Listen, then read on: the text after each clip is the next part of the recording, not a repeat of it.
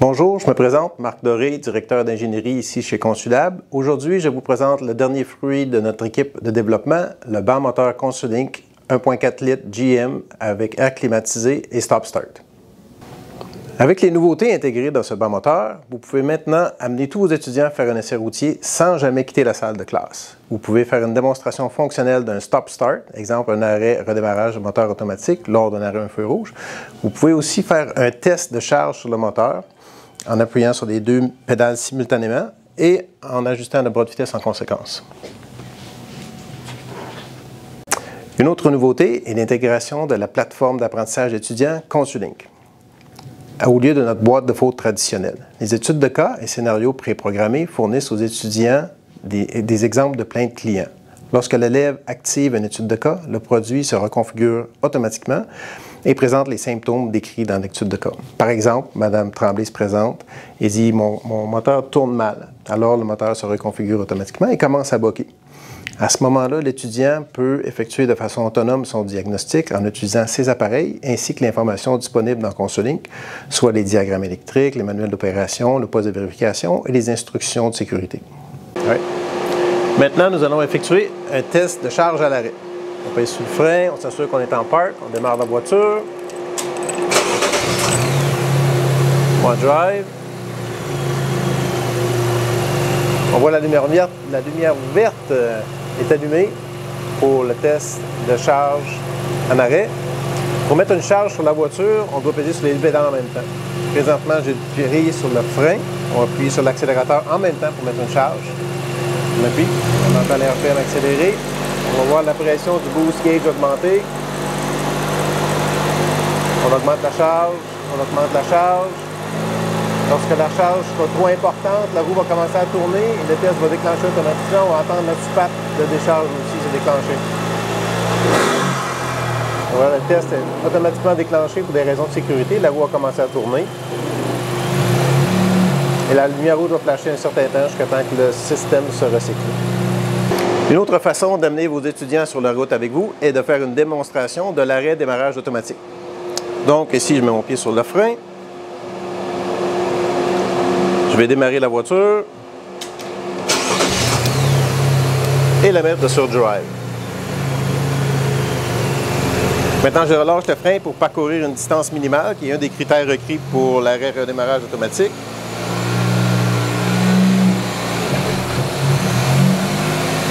Il y a plusieurs critères requis pour un arrêt-démarrage automatique. Il y en a plusieurs ici à l'écran. Bon, maintenant, la distance minimale est parcourue. Je vais peser sur la pédale de frein et le moteur va arrêter automatiquement.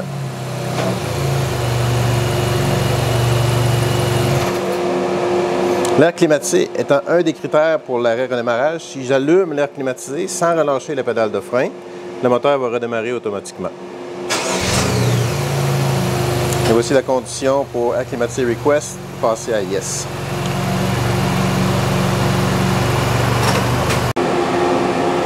Démarrons maintenant l'étude de cas numéro 3.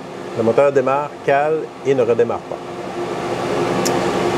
Toute l'information disponible à l'étudiant est le client mentionne que le moteur cale subitement et qu'il ne redémarre pas. Le moteur vire au démarrage, mais il ne se met pas en marche. Autrement, on lui recommande de suivre les instructions de dépannage du manufacturier. L'étudiant peut également consulter les schémas de câblage qui sont présents dans Consulink. Nous avons le schéma de câblage complet de tout le véhicule. Il trouve la page qu'il veut, il peut zoomer, il peut aller chercher vraiment la composante chercher, la pin chercher, lors de son diagnostic. Donc, on retourne pour démarrer l'étude de cas. Alors, l'étudiant peut démarrer la problématique, commence l'étude de cas. On va démarrer le moteur.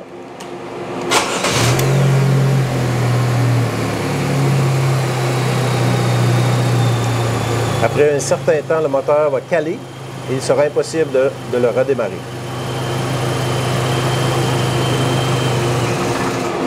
Voilà, essayons de le redémarrer. Sans succès. Alors l'étudiant peut procéder à son exercice de diagnostic pour trouver la cause. Maintenant, du point de vue de l'instructeur, on retourne aux études de cas. Enseignant. Étude de cas numéro 3.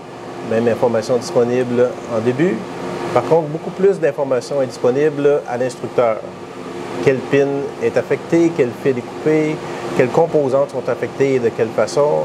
Et aussi, on indique en suivant les directives de dépannage du manufacturier quels codes de faute peuvent être vus lors de cette faute. Additionnement, le schéma de câblage est disponible pour expliquer en plus grand détail la localisation de la faute. Dans notre cas, la faute numéro 3 est localisée entre X333 du ECU et pin 2 du relais. Maintenant, retournons à notre étudiant. Étude de cas, numéro 3. Une fois que l'étudiant a fini son diagnostic, il va voir son instructeur, il discute avec lui de ce qu'il a trouvé. S'il a trouvé la bonne cause, on peut lui indiquer d'arrêter l'étude de cas et de procéder à la suivante. Arrêtons cette étude de cas. Réinitialiser.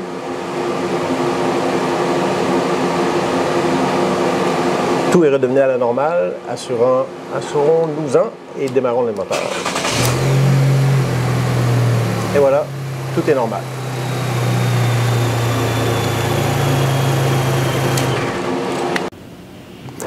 Ce produit est complété par un système d'enseignement procurant 75 à 100 heures de formation. Le manuel de l'enseignant contient les caractéristiques produits, de la théorie et les descriptions détaillées des activités d'apprentissage. Le manuel de l'étudiant contient une information similaire en plus de 39 activités d'apprentissage, facilitant ainsi les travaux pratiques et l'auto-apprentissage des étudiants à leur propre rythme. Également, une session de formation personnalisée est également incluse. Je vais vous parler de notre plateforme d'apprentissage étudiant ConsuLink. Elle a été conçue pour faciliter l'interaction des étudiants et des professeurs avec nos produits. Elle remplace notre boîte de fautes, mais en fait tellement plus. Voici ce que votre étudiant verra dans ConsuLink. Il y a le manuel d'opérateur, avec tous les détails d'opération du produit.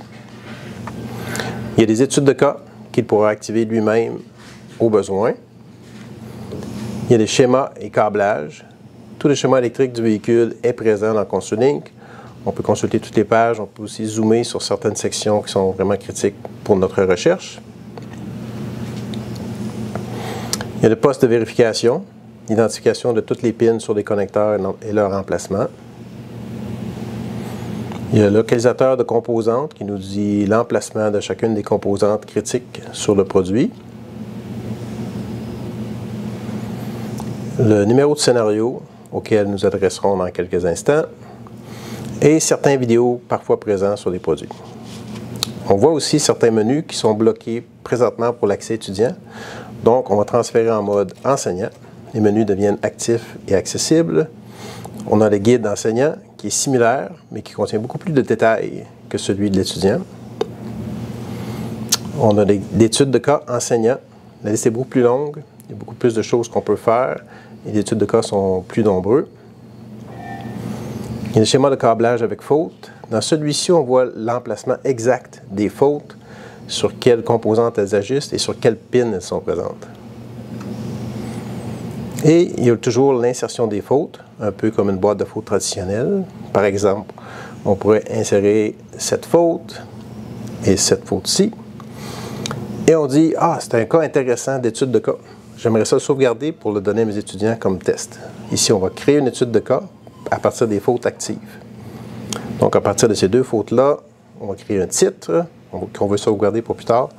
On va faire test 1, par exemple. Résumé du problème. Faute multiple. Et l'instruction pour travailler étudiant, simplement debug. OK.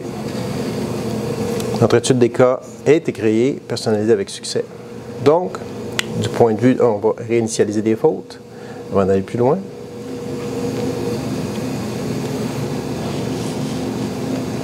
Allons voir maintenant ce que l'enseignant voit sur son écran, sur les études de cas. En bas de la liste d'études de cas, il y a ceux créés par l'enseignant. On a un nouveau ici qui s'appelle Test 1. Test 1 qui va faire exactement ce qu'on a programmé tout à l'heure. Et le système a créé automatiquement un numéro de scénario, 6624, et on va se servir de ça dans un instant pour l'étudiant. Donc, notre faute est créée, notre scénario est créé, on a une nouvelle étude de cas avec des conditions spécifiques que nous avons conçues. Maintenant, si on veut déléguer ça à l'étudiant sans lui dire exactement ce qui a été fait, on va retourner en mode étudiant. Et on lui dit, étudiant, va entrer scénario numéro 6624. Confirmé. Maintenant, les deux fautes que nous avons programmées sont actives et présentent les symptômes du moteur. L'étudiant doit faire son diagnostic complet et consulter avec vous. On peut imaginer facilement donner une série de ces numéros de scénarios à un étudiant pour créer soit un laboratoire, soit un examen, pour qu'il fasse son apprentissage de façon autonome à sa vitesse. Donc, vous pouvez constater que ce produit peut faciliter la vie des étudiants grâce à la plateforme d'apprentissage étudiant Consulink. Il permet aussi d'effectuer en classe des essais statiques tels stop-start et tests en charge statique. Pour en savoir plus sur ce produit, veuillez nous contacter ou consulter consulab.com.